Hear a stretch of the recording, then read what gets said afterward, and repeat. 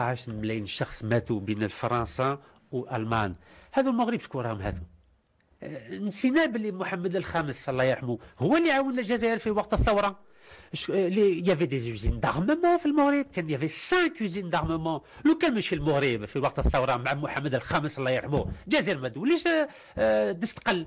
ما ننساوش هذو المغاربه مسلمين عرب وخوا.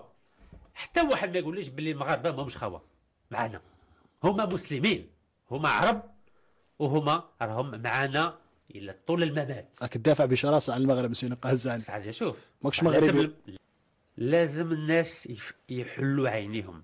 هذه السياسه راهي صعيبه، بصح يفوت كلير مع الشعب الجزائري.